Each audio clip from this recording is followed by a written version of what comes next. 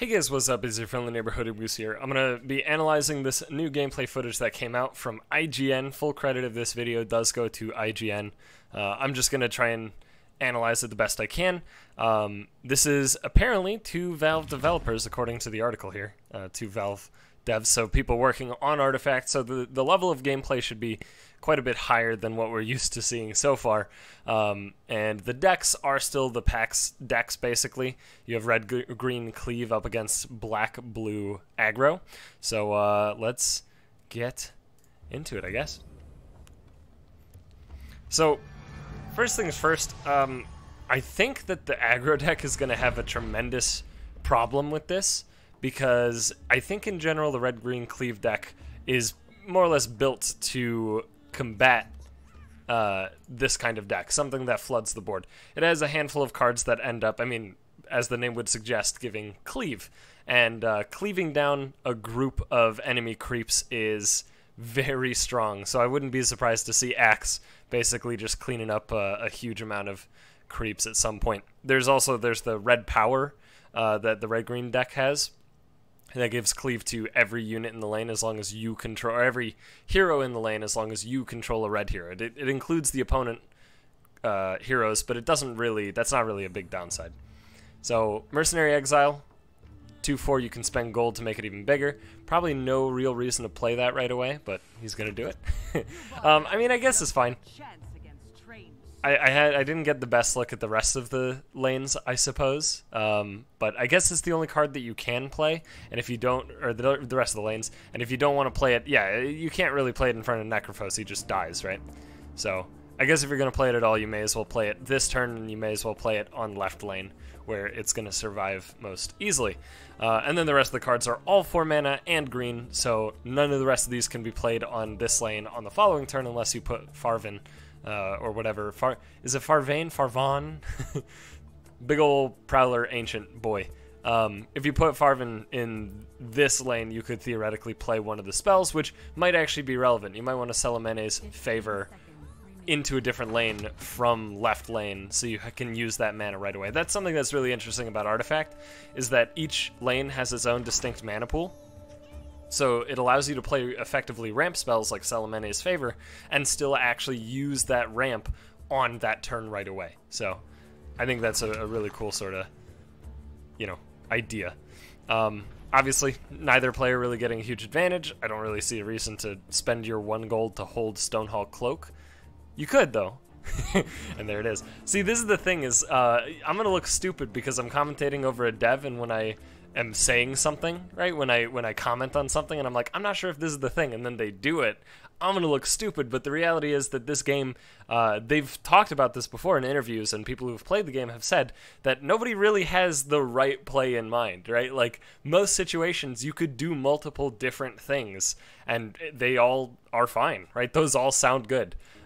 So there's that. I suppose you could also make the argument that 1 gold isn't a big deal, right? 1 gold basically doesn't matter at all. So you may as well just spend that 1 gold on holding an item that you might be able to afford on the following turn. And if you can't afford it, obviously it's quite good to play early. That the Stonehull Cloak in particular gives health, and then health every turn. There's Grand Melee. So that's the Cleave card. There's also a Bronze Legionnaire. Now, what's interesting here, if you slap down Bronze Legionnaire over here on the right side, it could attack Zeus. That won't kill Zeus, unfortunately. It'll put him to 1 if it does attack in, because it's a 4/2, well, 4/2/2, because it has 2 armor. And then you have the 2/4, and that's obviously only 6, so the Zeus won't actually die. And if you put it over here, then if the opponent actually plays some number of blue cards, it could just die to the piercing from the static field, or whatever it's called in this game. I assume it's the same name as in Dota. Yeah, so this is Grand Melee. This is the big deal. This is the card that's going to be super relevant. Assault Ladder's being played into mid means that he's actually going to try and commit to mid. Oh, so here's what that means, pretty simply. He's, at the very least, saying that he has the Summon Melee Creep spell. What is that thing called? Dimensional Portal, maybe? Is that the one? I think it's 4 mana, and it summoned 3 2/4 melee creeps. So, and he could play that now if it's 4 mana, which I think it is. And you could play that in mid. So playing Assault Ladders into mid from left lane, because he has a black hero in left lane and he can. He couldn't play it while in mid, also would use the mana in mid. So he's doing this, and then he's likely to play that card in order to get some number of creeps in mid, and maybe get some tower damage in, or potentially hit Lycan with some number of them. Yeah, there's Dimensional Portal, well, with one of them, I guess.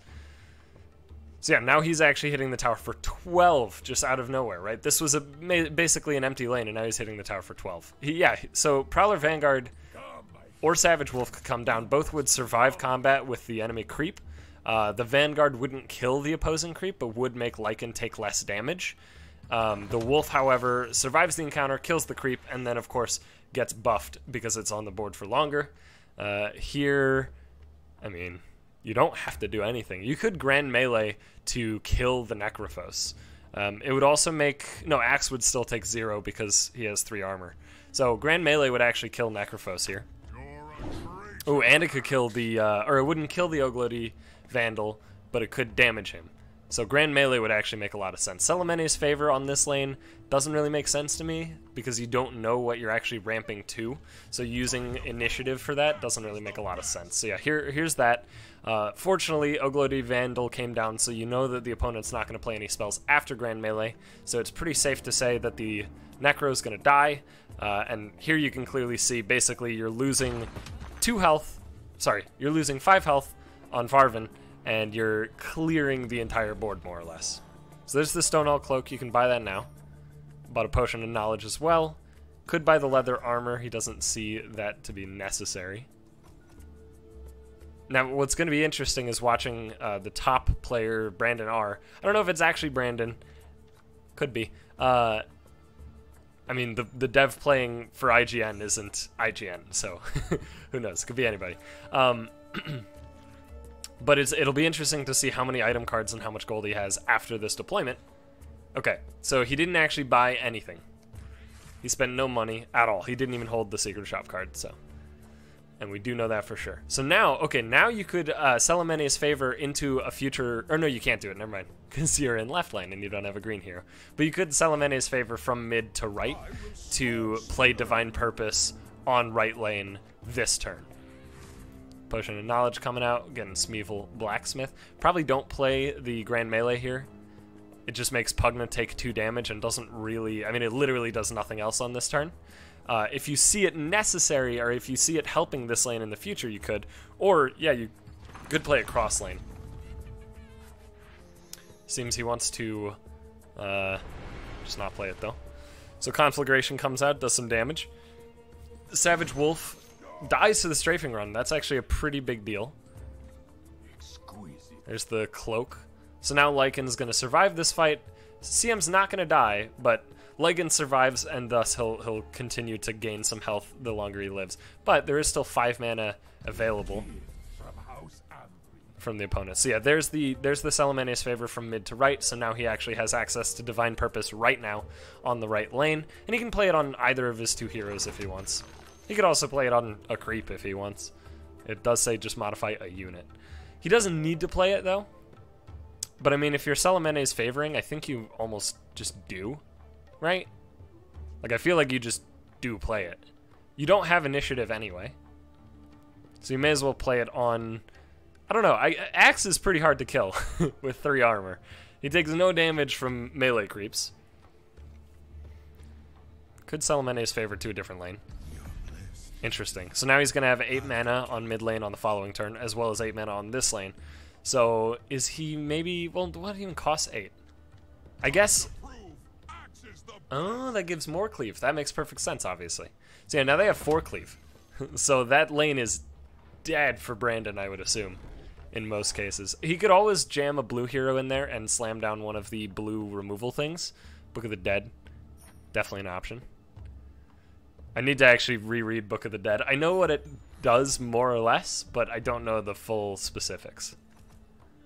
So Necro and Jamal is coming down. That's Necro's specific thing. Hero specific spell. Alright, So left lane is pretty safe for the bottom player.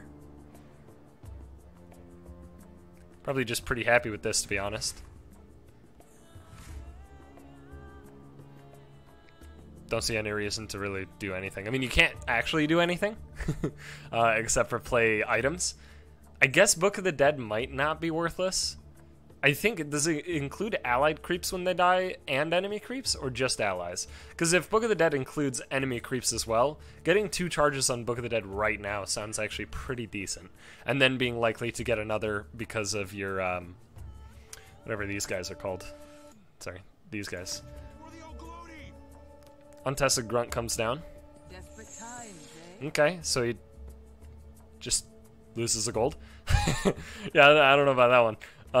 1 gold divided by 2 doesn't really do much.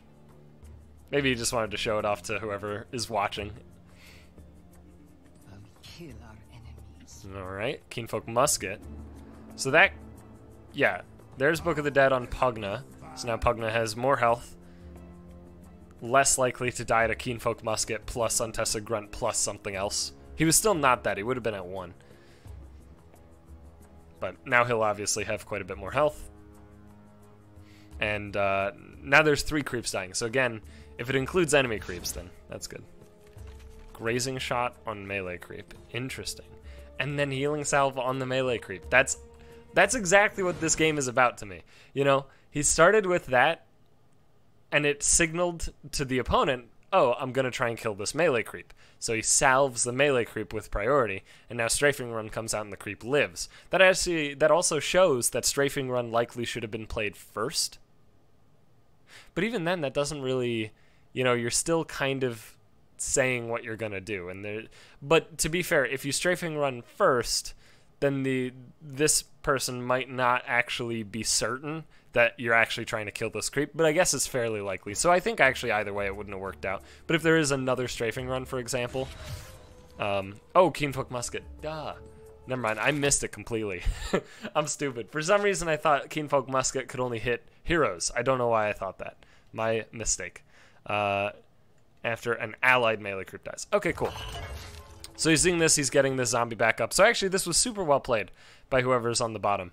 This was incredibly well played, because what happened is he saw, you know, hit here, okay, he's gonna musket. Cool, salve, right? Then the other spell and the musket comes down, kills it, but now he still has, because of all the resources that were spent, he has priority again, and he can just summon a new 2/2 to actually still trade with Sorlikon. It's very clear that Brandon doesn't want to lose Sorlikon.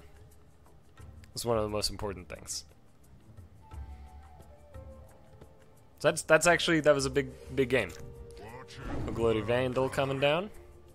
It's gonna get a straight lane card, so it's not gonna kill the Bronze Legionnaire. Sorlikon does go down. Got some more damage coming in here, so maybe now's when you Divine Purpose or double Smeevil or Prowler Vanguard plus Smeevil, something like that.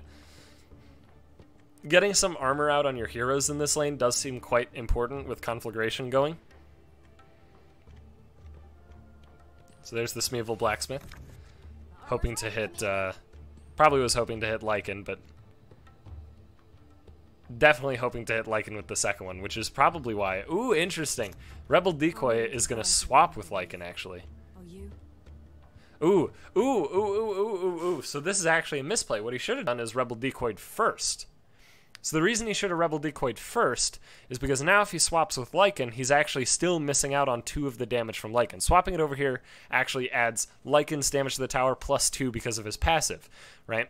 But if Lycan was in this slot and Smeevil Blacksmith was in this slot, then he would actually get 2 damage from Elsie and 2 damage from the Smeevil rather than only 2 damage from the Smeevil, which is likely what's going to happen right now.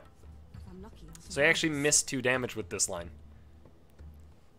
Now, it's possible that this was still intentional and the Blacksmith came down first, hoping to hit Lycan, and then he would decoy in case that didn't work out. But it's hard to say. It's hard to say specifically what he was thinking, but it's clear that he could have gotten 2 more damage on the tower. So now Farvin's looking pretty dead, which is why a Divine Purpose will likely come out for it.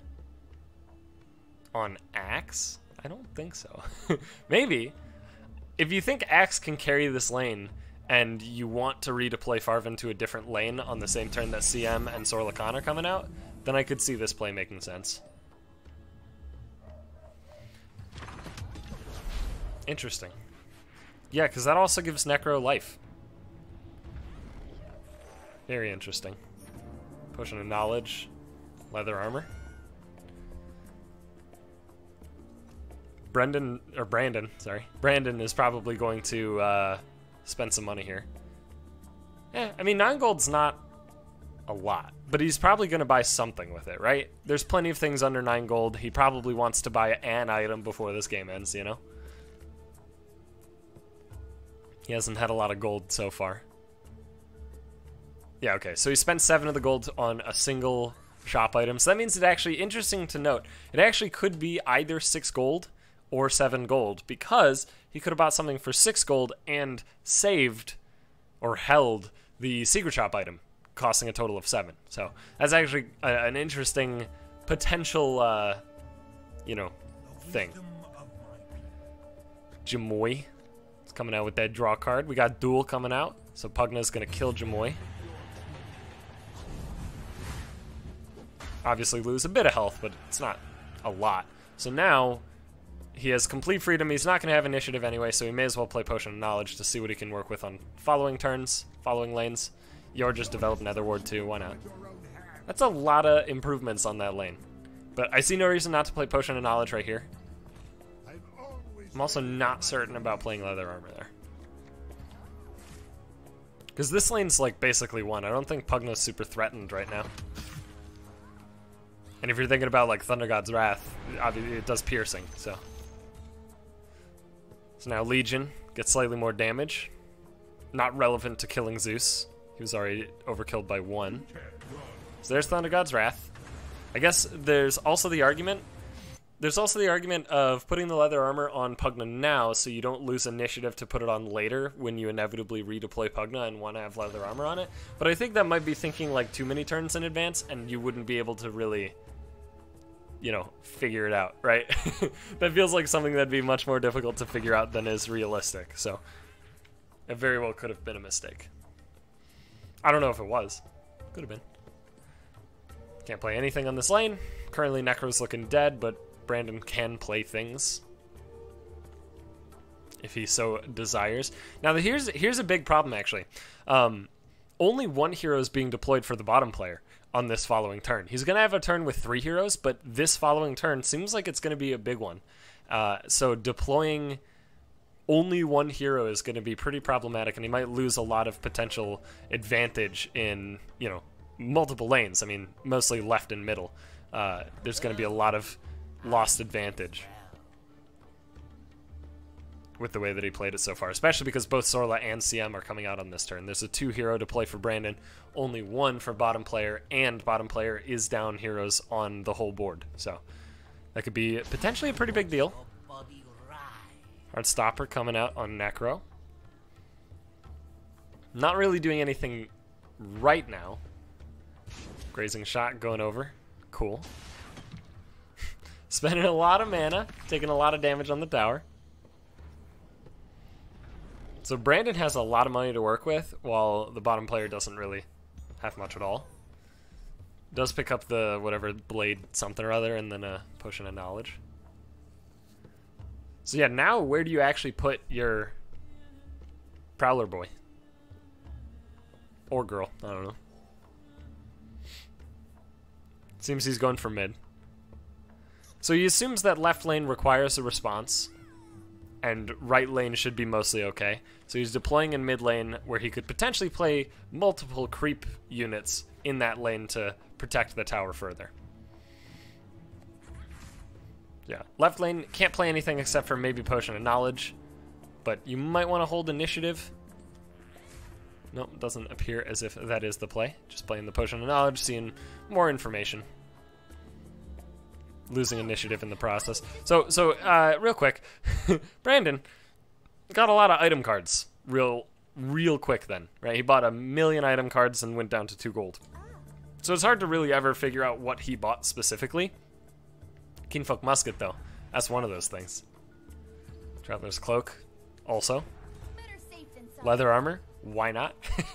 This CM is getting swole. Still can't do anything. Bottom player is still just gonna sit here and just watch this happen. Has no heroes in the lane, so can't cast any spells. So this lane has priority. Prowler Vanguard could come down in front of Zeus. Prowler Vanguard could also come down in front of Sorla. Could equip Blade of the Vigil to Farvin. I will defend us all. Farvane? I don't remember how it's spelled. And the name isn't currently on the screen. I'll never know. Smeevil Blacksmith coming down. Interesting. So that's just there to soak, right? It's just there to die, save tower damage, and I guess beef up your hero in the lane a little bit.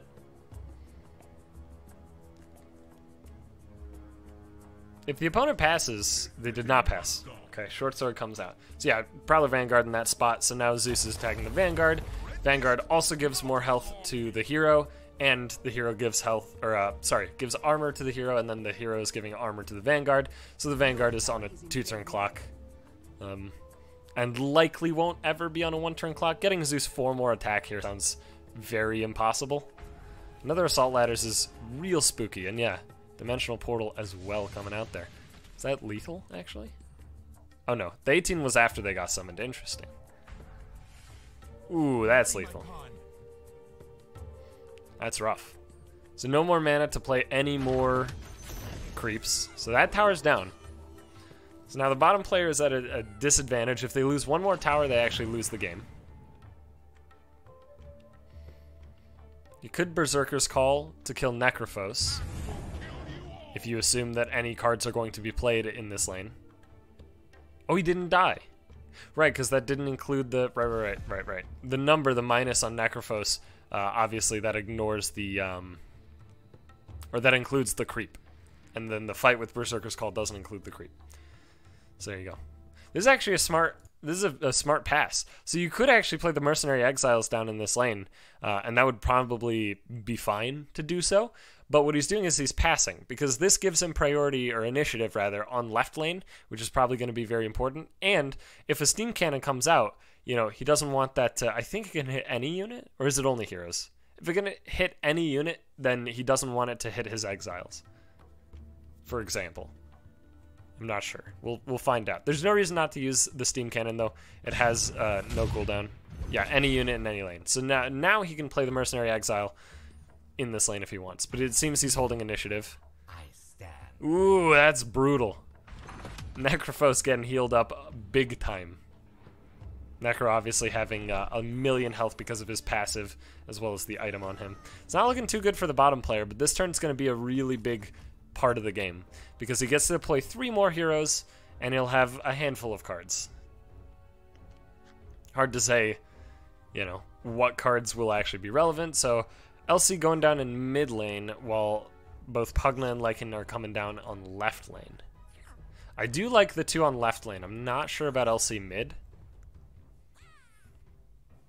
I guess you have to do something mid, right? Because you could easily take 80 on this turn from the current opposition. Just all they got to do is add a couple more things. So Brandon's actually completely out of cards, or was, before this turn. He bought 1 item and then drew 2 cards. So that's actually interesting to note. You could play 2 creeps in this lane. Same as basically the past million turns. Mercenary Exiles is coming down, maybe. Ogre Conscripts could come down as well and soak the hit from CM, if that was the goal. So there's the Conscripts. Might even use the active. No, doesn't look like it. Maybe Pugna should have gone down in mid lane to use Nether Blast and kill one of the Assault Ladders, because I think it's only Assault Ladders in mid, right? Steam Cannon's in right. Oh no, and Conflagration, right? Okay. So you'd have a 1 in 3 of just straight missing. But killing one of the Assault Ladders doesn't seem bad, you know? I don't know. Ogre Conscripts maybe could come down. I don't really see a huge reason to. Might want to just save that for right lane to kill the Necrophos. Or at least threaten to kill the Necrophos. Yeah, I mean, this lane actually looks really good after the deployment phase, to be honest. Because currently Zeus is dying, Sorla's blocked, Legion's killing a creep and blocking more. Yeah, there's another assault ladders. I mean, it sucks. Tower's taking a lot. Every unit that's making it through is dealing a bonus 6 from the assault ladders. So that's a bonus 12 right now, on top of the 6 from the melee creep and the untested grunt. So that is a lot of damage. And if this board goes worse, and to be fair, it's going to be pretty bad after losing these 3 creeps in this combat, could just lose this tower completely, right? Like this ancient, rather. Could just completely get demolished. But he is holding initiative for right lane. Okay, Frostbite coming out. Wait, who did that? Who did that target? Wait, I'm confused. Who did it target? You're attacking. You're attacking. You're attacking. Did it kill? Oh, it killed a creep. Oh, killed a creep that Sorla was. Okay, I was losing my mind, dude. I was like, which hero did it hit? No, it could hit a creep. It killed the creep, so Sorla got in an extra 16 on top of the damage that was already done. Actually, more than 16, because Sorla has a passive as well. 20? I think it was 20. Looked like 20. So here's Ogre Conscripts, threatening Necrophos. Steam Cannon, probably going to be used right here. Yep. Hitting the big Prowler. Trying to really commit to that mid lane. Necro's looking pretty dead. One card in Brandon's hand with 9 mana has to be a black card, and it has to actually impact the fact that Necro's dying in order to do anything. So, Necro goes down. This is an interesting spot. So left lane looks like it's going to fall in favor of the bottom player. Blink Dagger is an enormous get. That's huge. You can swap lanes of somebody. Well, not Axe. You could swap lanes from one of the heroes in left lane to mid, is probably the plan. So, left lane not actually dead, unfortunately. But it's clear that this fight's going on in mid lane more than anywhere else. So yeah, Netherward's coming down in mid lane. Interesting. So I guess the bottom player is going for both left and mid right now. Honestly, doesn't seem like the worst idea. There you go. Better late than never, given the block to the only guy getting through in mid lane. Blink Dagger goes down on Pugna, likely to see Pugna peace out and go to mid. Probably play one of these cards first, though. Depends on which creep you want to play in this lane to try and kill this tower. And it also depends on what you're actually thinking Brandon has in hand. Because if Brandon has Echo Slam, and you play a creep right now, you're actually in trouble. And if you blink the Pugna out right now before Echo Slam, then you might not get this tower kill. In fact, I don't think you do get the tower kill. I mean, you can, right? You can commit the Savage Wolf here, and the tower theoretically will die. Looks like he doesn't go for that play just to play around a potential Echo Slam, I guess. So now mid lane. This is where the fight's at. This is where a lot of creeps are going to come down.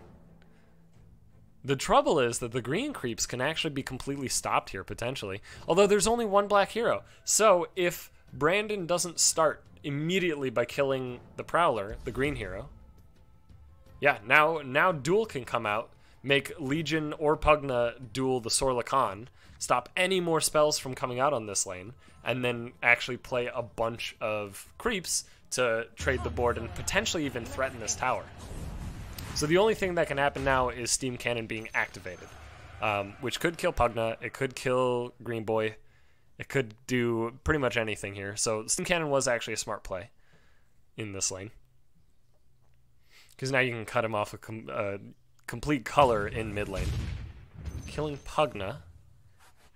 Interesting. Because now you can still play green or red units. And there's nothing that Brandon can do about it. So you can just completely fill this board now. Right? Slap down a Prowler Vanguard, yeah. That spot seems pretty good. Maybe even a Savage Wolf in between the Vanguard and Farvin. Oh no, you can't. 1 mana short. Legionnaire though, that works as well. Incredibly immune to death right now. Could also Traveler's Cloak on the Farvin. So he's, well, yeah, I guess he's now not dead to the Steam Cannon from right lane, which is good. He'll be alive at the start of mid lane next turn. So this means that you potentially have initiative. If you have initiative in mid lane next turn, you can actually play something, a green card on that lane. This game is crazy. So Brandon basically just has the Steam Cannon here.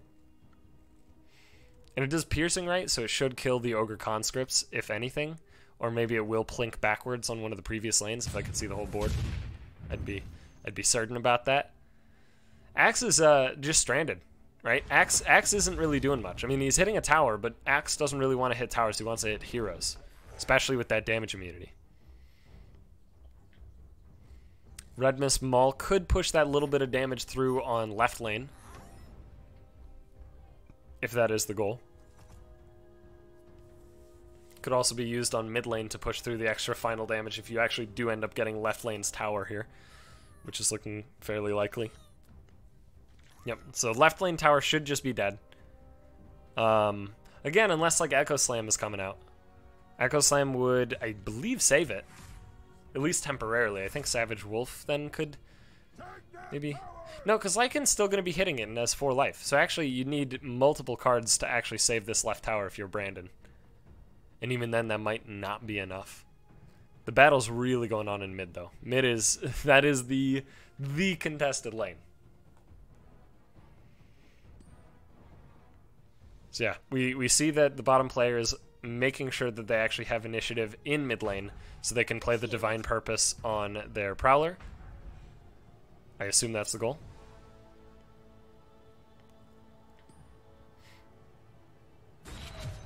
Brandon uses Keenfolk Musket.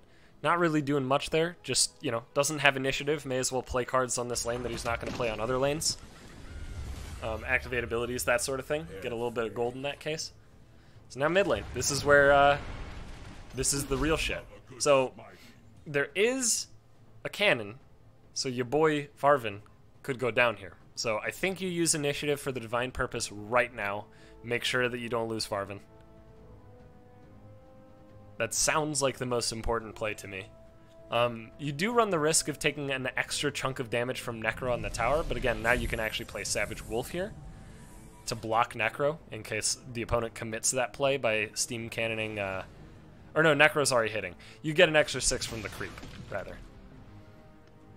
Okay, and that's a lot more creeps. So that's the final copy of that card, which is interesting. There's some siege. Not going to be enough right now, unfortunately. Yeah, I actually don't see a way to... I mean, I see some ways to live here, but I don't see any ways to actually kill this mid tower.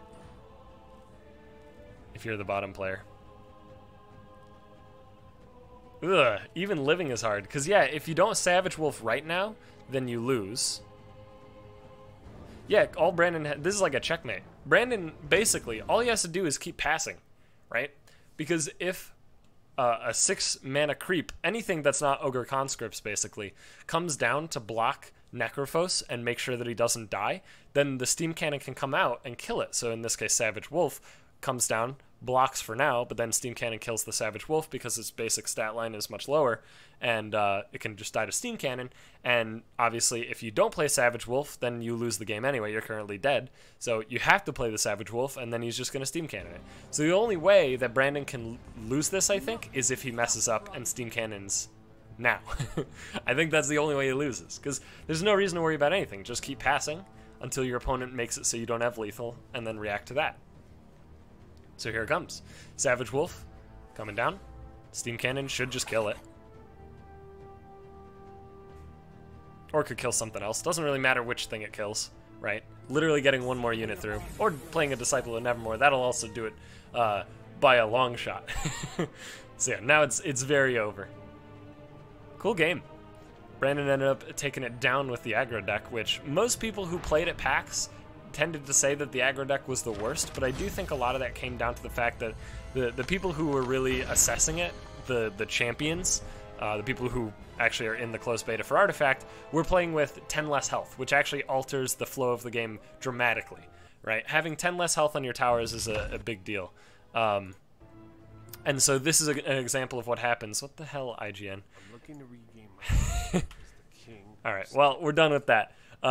So that's the game. I wanted to look at a little bit more, a couple more spots, but you know, an advertisement started, so that's unfortunate. But thanks for watching. Hope you guys enjoyed this one. If you did, leave a like, comment, subscribe, do all that good shit, and I'll see you guys back in the next one. Again, let me know if you guys like this sort of analysis video on Artifact, because I do intend to do a lot more of this sort of stuff. I understand that my analysis isn't like the deepest, but to be fair, it's because I don't have the game. I haven't played the game. This is just based on, you know, all the stuff I've been reading over the past like year or so, as well as watching basically every single bit of gameplay that has come out about this game.